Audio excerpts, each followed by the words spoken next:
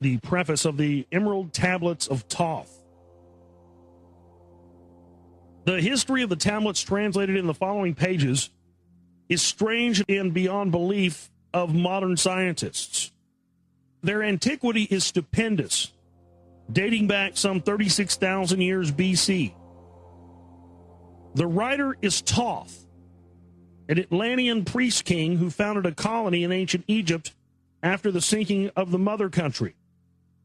He was the builder of the Great Pyramid of Giza, erroneously attributed to Cheops.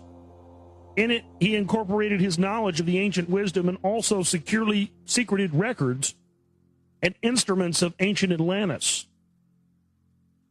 For some 16,000 years, he ruled the ancient race of Egypt from approximately 52,000 BC to 36,000 BC. At that time, the ancient barbarous race among which he and his followers had settled had been raised to a high degree of civilization. Thoth was an immortal, that is, he had conquered death, passing only when he willed, and even then not through death. His vast wisdom made him ruler over the various Atlantean colonies, including the ones in South and Central America. Now found out that Thoth is also Quetzalcoatl. Quetzalcoatl built Aslan, which is the rock wall, which Aslan also means Atlantis. When it came time for him to leave Egypt, he erected the Great Pyramid over the entrance to the great halls of Amenti. He placed in it his records and appointed guards for his secrets among the highest of his people. In later times, the descendants of these guards became the pyramid priests, by which Thoth was deified as the god of wisdom.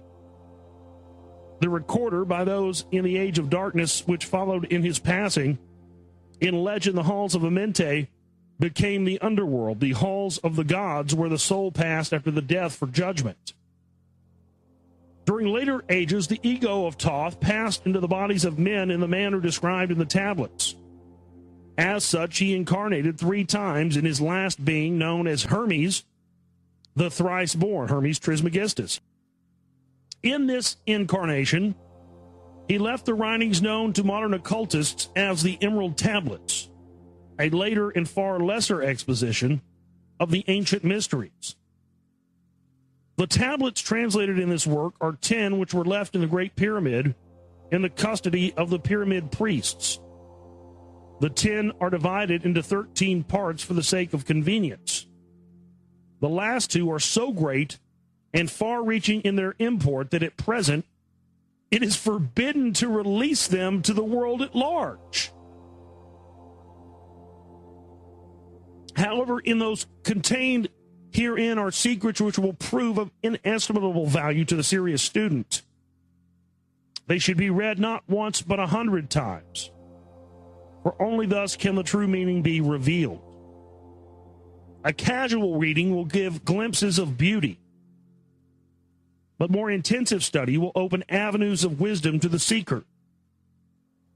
But now, a word to how these mighty secrets came to be revealed to modern man after being hidden so long.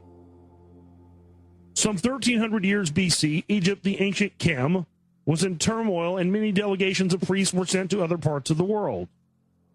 Among these were some of the pyramid priests, who carried with them the emerald tablets as a talisman by which they could exercise authority over the less advanced priestcraft of races descended from other Atlantean colonies. The tablets were understood from legend to give the bearer authority from Thoth. The particular group of priests bearing the tablets immigrated to South America, where they found a flourishing race, the Mayans, who remembered much of the ancient wisdom.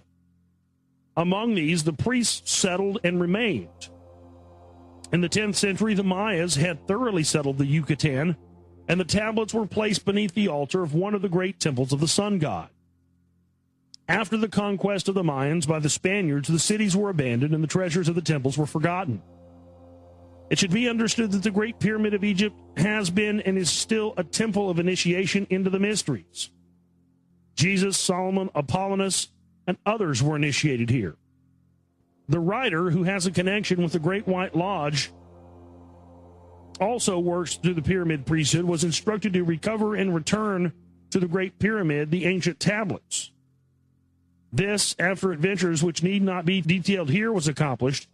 Before returning them, he was given permission to translate and retain a copy of the wisdom engraved on the tablets. This was done in 1925, and only now has permission been given for it to be published. It is expected that many will scoff, yet the true student will read between the lines and gain wisdom. If the light is in you, the light which is engraved in these tablets will respond to you.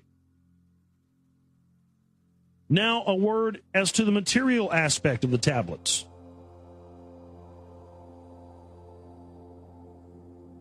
They consist of 12 tablets of emerald green, formed from a substance created through alchemical transmutation. They are imperishable, resistant to all elements and substances, and in effect, the atomic and cellular structure is fixed, no change ever taking place.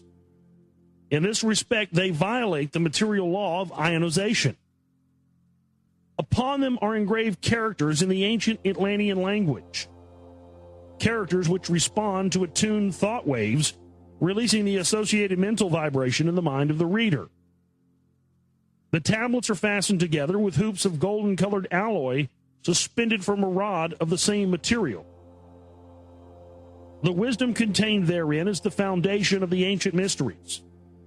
And for the one who reads with open eyes and open mind, his wisdom shall be increased 100-fold. Read, believe or not, but read. And the vibration found therein will awaken a response in your soul. In the following pages, I will reveal some of the mysteries which as yet only been touched upon lightly either by myself or by other teachers or the students of truth.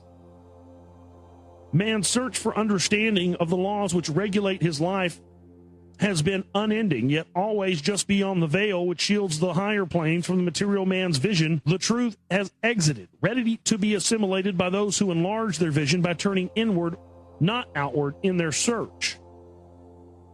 In the silence of material senses lies the key to the unveiling of wisdom. He who talks does not know. He who knows does not talk. The highest knowledge is unutterable, or it exists as an entity in lanes which transcend all material words or symbols. All symbols are but keys to doors leading to truths, and many times the door is not opened because the key seems so great that the things which are beyond it are not visible. If we can understand that all keys, all material symbols, are manifestations, and are but extensions of a great law and truth, we will begin to develop the vision which will enable us to penetrate beyond the veil. All things in all universes move according to law, and the law which regulates the movement of the planets is no more immutable than the law which regulates the material expressions of man. One of the greatest of all cosmic laws is that which is responsible for the formation of man as a material being. The great aim of the mystery schools of all ages has been to reveal the workings of the law which connect man and the material and the spiritual. The connecting link between the material man and the spiritual man is the intellectual man, for the mind partakes of both the material and immaterial qualities. The aspirant for higher knowledge must develop the intellectual side of his nature and so strengthen his will that it is able to concentrate all powers of his being on and in the plane he desires. The great search for light, life, and love only begins on the material plane. Carried to its ultimate, its final goal is complete oneness with the universal consciousness. The foundation in the material is the first step. Then comes the higher goal of spiritual attainment. In the following pages, I will give an interpretation of the emerald tablets and their secret, hidden, esoteric meanings. Concealed in the words of Thoth are many meanings that do not appear on the surface. Light of knowledge brought to bear upon the tablets will open many new fields of thought. Read and be wise, but only if the light of your own consciousness awakens the deep-seated understanding, which is an inherent quality of the soul.